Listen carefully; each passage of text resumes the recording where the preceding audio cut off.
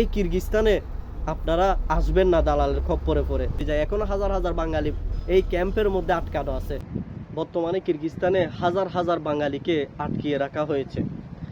তাদেরকে না দেওয়া হচ্ছে ভালো কোনো খাবার, ভাত দেওয়া হচ্ছে না তাদেরকে, এবং তাদেরকে পানি দেওয়া হচ্ছে না গোসল করার জন্য, টয়লেটের সুব্যবস্থা নেই, এবং কি এমনও আমি শুনেছি যে নামাজ পড়ার জন্য পর্যন্ত তাদেরকে বাধা দেওয়া হচ্ছে, পানি দেওয়া হচ্ছে না।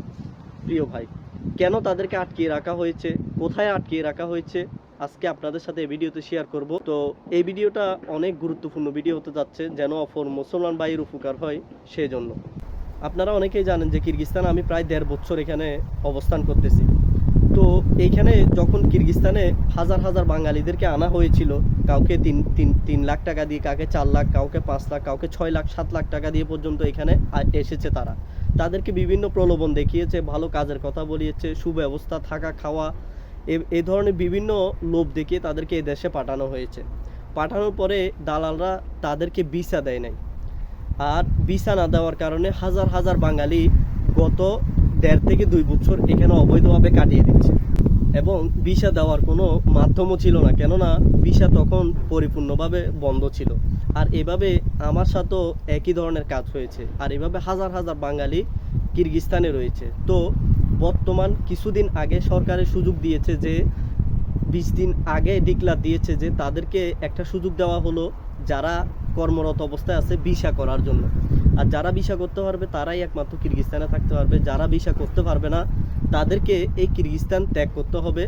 অবৈধভাবে যদি কেউ থাকার চেষ্টা করে তাদেরকে পুলিশে ধরবে এবং জেলখানায় নিয়ে যাবে, পরবর্তীতে বাংলাদেশে পাঠিয়ে দেওয়া হবে। তো গত কিছুদিন আগে, মাসখানেক আগে এই অভিযান পরিপূর্ণ হয়েছে এবং কড়াকড়িভাবে পরিপূর্ণ হয়েছে। তো চিরুনি অভিযান চালানোর পরে অনেক বাঙালি, যারা হাজার হাজার বাঙালি আছে যারা ভিসা লাগিয়েছে, যারা কোম্পানিতে কর্মরত অবস্থা আছে ভিসা লাগিয়েছে। কিন্তু এছাড়াও কোম্পানির বাহিরেও যারা হোটেলের মধ্যে ছিল, বিভিন্ন কোম্পানিতে ছিল, তাদেরকে তারা ভিসা লাগিয়ে দেয় নাই। এবং হোটেলের মধ্যে সহ বিভিন্ন কনস্ট্রাকশনের কাজ সহ বিভিন্ন কাজের মধ্যে তাদেরকে ভিসা দেওয়া হয় নাই। তারা অবৈধভাবে বর্তমানে এভাবে থেকে গিয়েছে। পরবর্তীতে তাদেরকে ওই অভিযানে পুলিশে পাকড়াও করেছে এবং তাদেরকে বর্তমান কিরগিস্তান এয়ারপোর্টের পাশে একটি আর্মি ক্যাম্প বলা হয়, সেখানে তাদেরকে রাখা হয়েছে।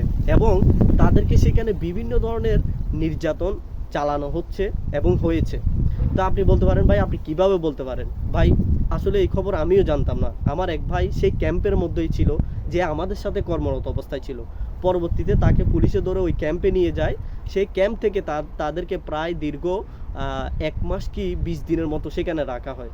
এবং সেখানে সে তার অভিজ্ঞতা আমাকে শেয়ার করলো যে তাদেরকে সেখানে ভাত দেওয়া হতো না। আপনি চিন্তা করেন, আমরা যারা বাঙালি আছি, আমরা একবেলা ভাত না খেলে আমাদের অবস্থা কী হয়।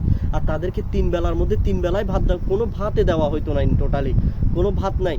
সেখানে তাদেরকে তাদের বিভিন্ন ধরনের খাবার আছে, এগুলো দেওয়া হয়, তারা খেতে পারে না এই খাবারগুলো। তাদের খুবই কষ্ট। এবং কি এমনও শুনেছি যে যারা নামাজ আদায় করে, দাড়ি টুপি যাদের রয়েছে, যারা নামাজ পড়ে, তারা নামাজের জন্য পানি চেয়েছে, তাদেরকে পানি দিচ্ছে না।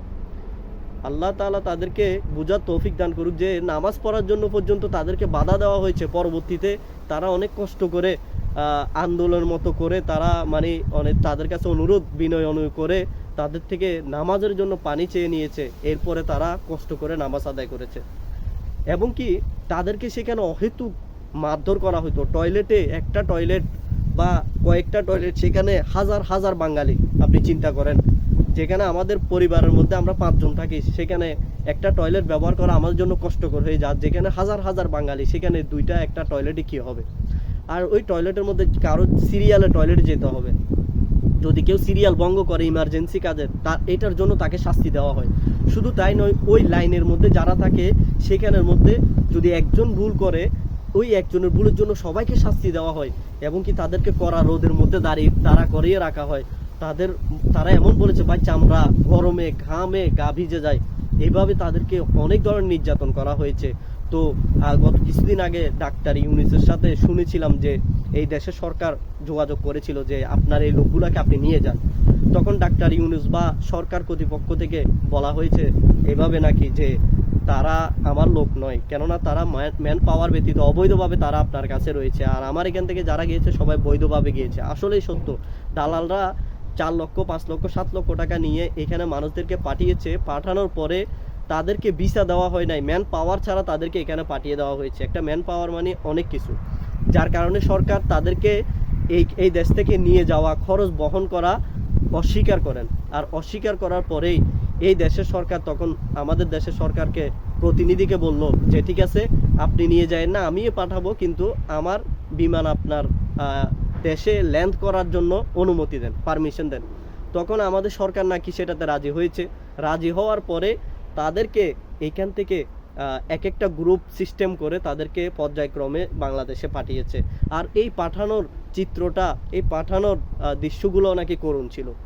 এইখানে যাদেরকে অনেকে বাসা থেকে ধরে নিয়ে গেছে, হাফ প্যান্ট পরা, সেন্টু গেঞ্জি পরা, গায়ে কিছু নেই, কোনো সাথের পোশাক নেই, পরিবারের জন্য কিছু নেওয়া, নিজের পরিবারের জন্য কি নিবে, নিজের যেই জিনিসগুলো রয়েছে সেগুলো পর্যন্ত তারা নিতে পারে নাই। এই অবস্থায় তাদেরকে এই ধরে নিয়ে গিয়েছে পুলিশ, আর তাদেরকে ওই অবস্থায় রেখেছে।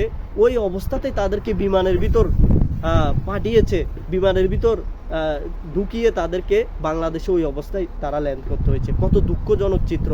একটা পরিবার, একটা মানুষ, তার সম্পত্তি, তার অনেক ঋণ কিস্তি করে সে বিদেশে আসে, আর তখন ওই ব্যক্তিকে যদি কোনো কিছু সফলতা না পাওয়া অবস্থায়, এই অবস্থায় নিজের কোনো জিনিস নেই, পরিবারের জন্য কোনো জিনিস নেওয়া নেই, এই অবস্থায় অর্ধলঙ্গ অবস্থায় যদি তাকে বাংলাদেশে পাঠানো হয়, তাহলে এটা কতটুকু একজন প্রবাসীর জন্য, কতটুকু লজ্জাজনক, কতটুকু ব্যর্থতা, কতটুকু কষ্ট তার জন্য। প্রিয় ভাই, আমি আপনাদের কাছে অনুরোধ করব, যারা কিরগিজস্তান আসতে চাচ্ছেন, আমি আরও আমার অনেক ভিডিওতে বলছি ভাই, এই কিরগিজস্তানে আপনারা আসবেন না দালালের খপ্পরে পড়ে। দালালরা এখানে অনেক ধরনের প্রলোভন দেখাবে। আপনি দয়া করে কিরগিজস্তান আসবেন না, যাচাই বাছাই করুন। দরকার হলে আপনার যদি প্রমাণ লাগে, আমি যে কথাগুলো বললাম সেগুলো যদি সত্য না হয়, বাস্তব না হয়, আমি আপনাকে প্রমাণ দিব, আপনি আমার সাথে যোগাযোগ করেন। তো আমি আমার ভিডিওর মাধ্যমে সতর্ক করার মাধ্যমে আমি আমার দায়িত্ব পালন করেছি, আমি যতটুকু পেরেছি। আপনিও চাইলে আপনার জায়গা থেকে ভিডিওটা একটা শেয়ার দেওয়ার মাধ্যমে আরও শত হাজার ব্যক্তির কাছে পৌঁছে দিতে পারেন। এবং কি আমি চাই যে ভিডিওটা এত পরিমাণ আপনারা শেয়ার করেন যেন সরকারি কর্তৃপক্ষ লোকদের দৃষ্টির মধ্যে পড়ে যে এখানে বাঙালিরা অনেক কষ্ট আছে, আপনারা তাদেরকে রিসিভ করেন, দয়া করে আপনারা তাদেরকে রিসিভ করেন, তাদেরকে বাংলাদেশে নিয়ে যান সসম্মানে। যদিও তারা টাকা না পায়, লক্ষ লক্ষ টাকা না পায়, তাদেরকে একটু ইজ্জত সহকারে আপনারা বাংলাদেশে রিসিভ করেন। আমি আপনাদের কাছে অনুরোধ করব, ভিডিওটা এত বেশি শেয়ার করেন যেন হাজার হাজার মানুষের কাছে পৌঁছে, তারাও যেন সতর্ক হতে পারে, এবং সরকারি কর্তৃপক্ষের কাছে যেন ভিডিওটা পৌঁছে। আমি আমার জায়গা থেকে ভিডিও করার মাধ্যমে আমার দায়িত্ব আমি পালন করেছি যতটুকু পেরেছি। আপনিও চাইলে শেয়ার করার মাধ্যমে এই ভিডিওটা, এই সংবাদটা, এই খবরগুলো পৌঁছে দিতে পারেন, যেন অপর মুসলমান ভাইয়ের কষ্ট কমে যায়, তার বাংলাদেশে যাওয়া তার জন্য আসানি হয়ে যায়। এখনো হাজার হাজার বাঙালি এই ক্যাম্পের মধ্যে আটকানো আছে। আল্লাহ পাক সবাইকে ধৈর্য ধারণ করার তৌফিক দিক, তাদের পরিবারকে ধৈর্য ধারণ করার তৌফিক দিক, এবং কি তাদেরকে যেন সহি সালামতে বাংলাদেশে পৌঁছানোর সেই ব্যবস্থা হয়ে যায়, সেটার জন্য দোয়া করে অন্তর থেকে। আসসালামু আলাইকুম ওয়া রাহমাতুল্লাহি ওয়া বারাকাতুহু।